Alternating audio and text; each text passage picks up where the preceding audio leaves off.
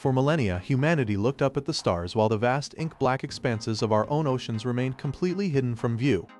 Early mapmakers filled these blank maritime spaces with terrifying drawings of multi-tentacled sea monsters, reflecting our collective fear of the unknown deep. Science eventually replaced superstition as 19th-century researchers began dropping thousands of fathoms of heavy hemp rope to measure the hidden seafloor.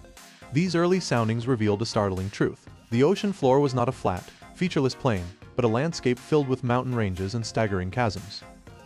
Among these massive underwater formations, one location surpassed all others in sheer, terrifying depth: the Mariana Trench. Stretching over 1,500 miles long, this massive scar on the Earth's crust plunges nearly 7 miles straight down into the planet's mantle. To understand this journey, one must first understand the crushing reality of the water columns that guard the trench from human intrusion. In the topmost layer, known safely as the sunlight zone, marine life thrives in abundance under the warm energy of the sun. Passing past 200 meters, the light begins to rapidly decay, marking the entry into the dim, shadowy twilight zone. Here, the water pressure climbs significantly, squeezing with enough force to warp standard hull plates on industrial military submarines.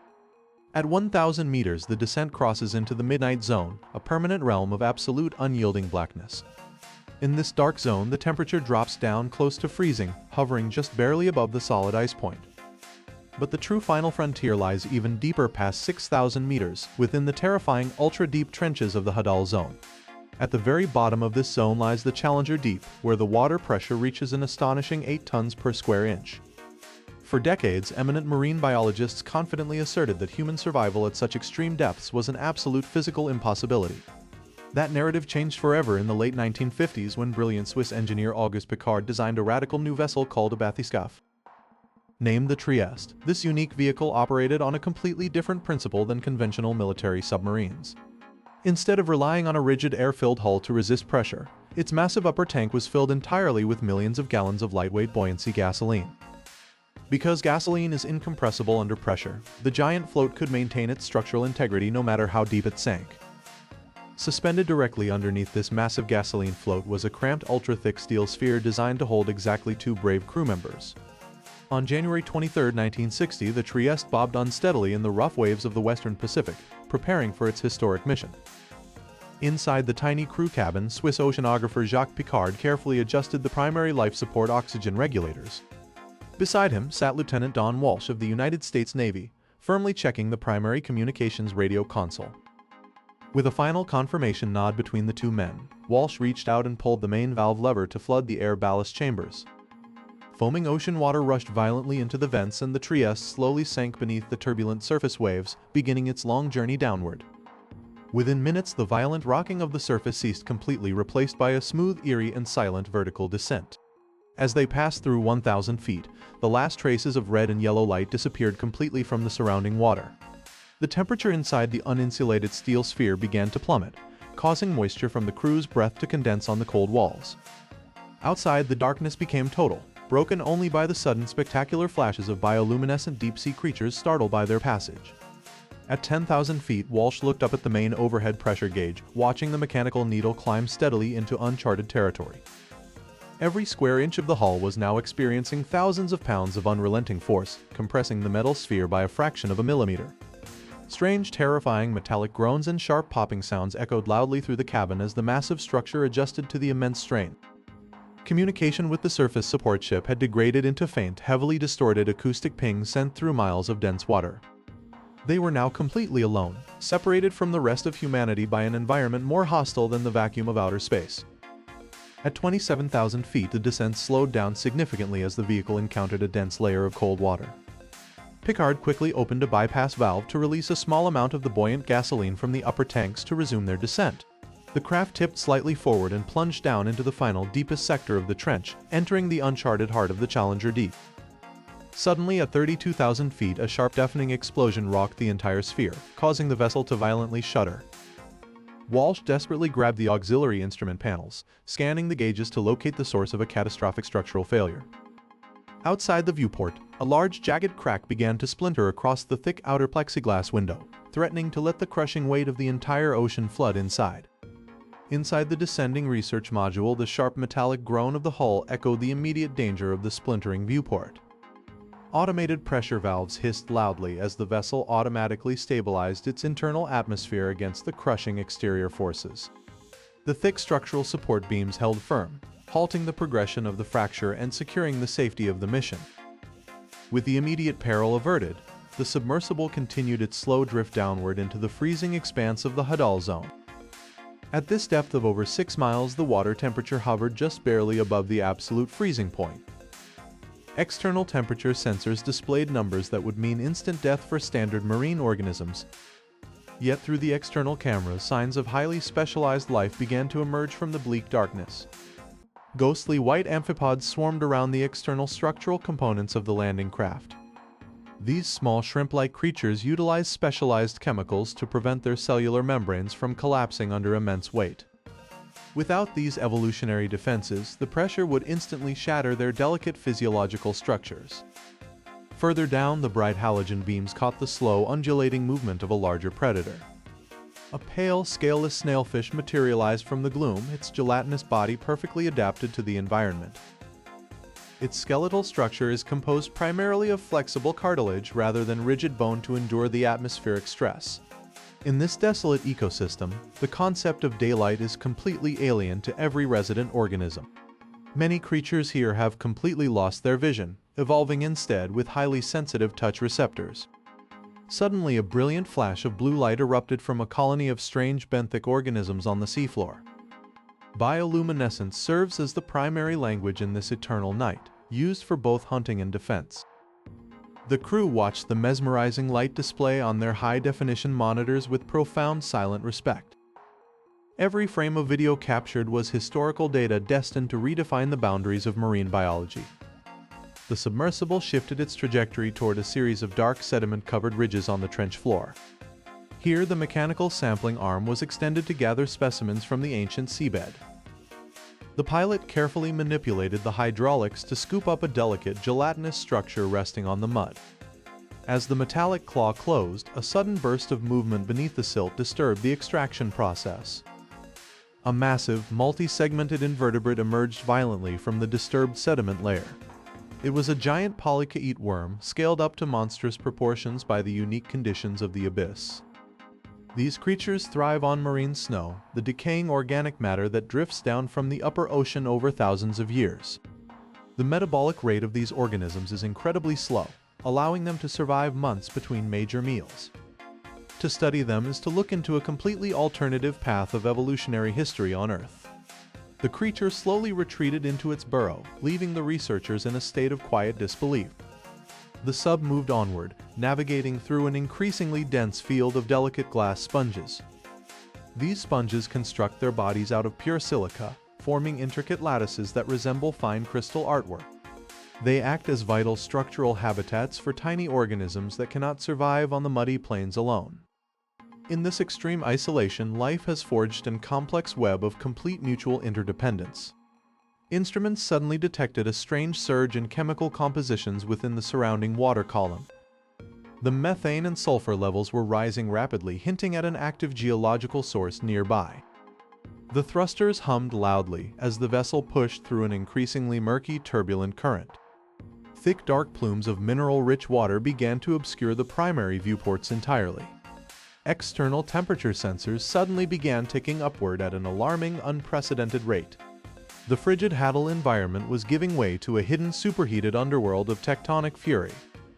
Before the crew could react, a massive underwater hydrothermal eruption blasted directly beneath the hull, cutting all main power and plunging the crew into terrifying silence. Emergency backup batteries clicked onward with a low metallic hum that barely pierced the absolute dark. Red warning indicators pulsed rhythmically across the frozen display panels as the temperature inside began to plummet. Outside the thick acrylic viewpoint, the swirling cloud of black mineral ash slowly began to dissipate into the ink-black water.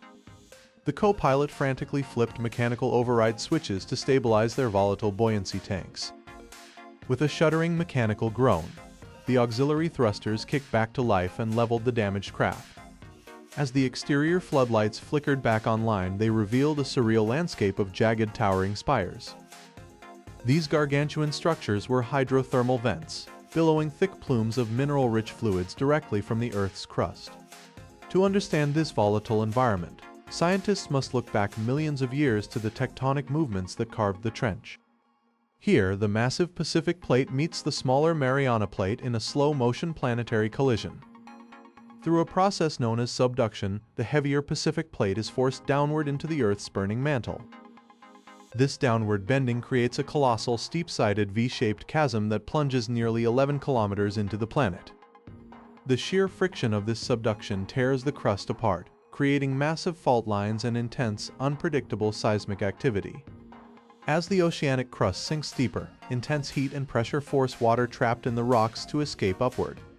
This superheated water dissolves heavy metals and sulfur from the surrounding rock matrix along its journey.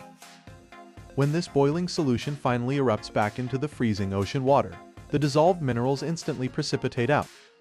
Over thousands of years, these accumulating minerals build the dark chimneys known to science as black smokers. The crew steered the revived submersible closer to one of these vents to deploy a titanium thermal probe. The digital telemetry readout flickered, registering a staggering fluid temperature of 400 degrees Celsius. Despite the blistering heat, the extreme ambient pressure of the deep trench prevents this water from ever boiling. Even more shocking than the geological fury was the dense blanket of life crowding around the vent base. In a world devoid of sunlight, these organisms do not rely on photosynthesis for their baseline survival. Instead, specialized bacteria utilize chemosynthesis, converting toxic hydrogen sulfide gas into usable biological energy. These microscopic chemosynthetic bacteria form the foundational bedrock of a bizarre, isolated food chain. Feeding directly on these bacterial mats were dense colonies of giant, pale tube worms. These tube worms possess neither mouths nor digestive tracts, living in a perfect symbiotic embrace with the bacteria inside them. Crawling over the tube worms were thousands of ghost white crabs, scrambling blindly through the toxic broth. This toxic oasis proves that life can flourish entirely independent of the sun's life-giving energy. Astrobiologists closely study these vents, believing similar ecosystems might exist beneath the icy crusts of alien moons. The submersible slowly drifted away from the black smokers toward a region of white hydrothermal vents. These rarer white smokers emit cooler, alkaline fluids rich in barium, calcium, and silicon compounds. The unique chemistry here creates intricate, porous stone labyrinths perfectly suited for early organic molecules to gather. Many evolutionary biologists believe these exact alkaline structures were the true birthplace of all life on Earth. Sudden seismic vibrations rattled the sub's hull once more, reminding the crew of the trench's volatile nature. Massive boulders of basalt rock dislodged from the canyon walls above, crashing heavily into the silt below. The pilot immediately pulled back on the primary flight joystick to guide the craft away from the crumbling cliffside. Navigating through the swirling underwater mudstorm required absolute focus as visibility dropped to zero. A loud metallic screech echoed from the exterior hull as an unseen rock ledge scraped along the upper sonar dome. Piercing through the dense dust cloud at last, the vessel escaped into a vast open underwater plain. Here the seafloor was eerily flat, coated in a thick ghostly sediment accumulated over millions of years. But as the forward tracking cameras panned downward, the sonar screen suddenly began to chirp with an erratic rhythmic anomaly. Engineers in the surface control room stared intently at the chirping sonar screen as the rhythmic anomaly grew louder. This strange repeating sound signature forced the research team to deploy their newest autonomous robotic explorer. Known as the Nereus X, this cutting-edge machine represented the absolute pinnacle of modern deep-sea engineering. Specialized microthrusters fired instantly to stabilize the drone as it began its rapid vertical descent. Unlike the bulky submersibles of the past, this sleek probe utilized flexible fiber optic tethers for real-time data transmission. Operating at depths exceeding 10,000 meters requires structural innovations that can withstand immense pressure. Scientists replaced traditional glass camera ports with synthetic sapphire crystals to prevent catastrophic fracturing. As the probe crossed into the Hadal zone, the mysterious sonar ping echoed once more through the audio feed. Advanced machine learning algorithms on the surface ship worked tirelessly to filter out background marine noise. The cleaned audio signal revealed that the anomaly was not geological, but rather a structural resonance. The pilot on the surface adjusted his joystick to guide the drone toward the exact coordinates of the signal. The robotic craft glided silently over the flat, sediment-covered floor of the deepest trench on Earth. Ultra-high-definition cameras captured tiny, pale amphipods scurrying away from the sudden artificial light. These resilient creatures have inhabited this undisturbed sanctuary for millions of evolutionary cycles. Suddenly, the powerful spotlights illuminated a strange, brightly colored object protruding from the pale mud. Resting in the pristine sediment lay a crumpled blue plastic shopping bag from the surface world. The modern frontier had revealed a heartbreaking truth: human pollution had preceded our own scientific discovery. Nearby, the robotic arm discovered several metallic beverage cans corroding under the intense pressure. Ocean currents had transformed this majestic planetary abyss into an accidental sink for global waste. Chemical analysis from the drone's onboard lab indicated surprisingly high concentrations of synthetic toxins. Even the endemic amphipods tested positive for microplastic ingestion within their delicate digestive tracts. This sobering discovery galvanized the research team to shift their mission from mere mapping to conservation science. The drone extended its main collector basket to retrieve the plastic debris for proper analysis and removal. With the debris safely secured, the robotic explorer turned its attention back to the source of the sonar anomaly. Just ahead, a colossal metallic structure emerged from the darkness like a sunken monolith. It was an experimental research platform lost by an international expedition decades before. The rhythmic sonar ping was simply the deep ocean currents venting through its hollow, pressurized pipes.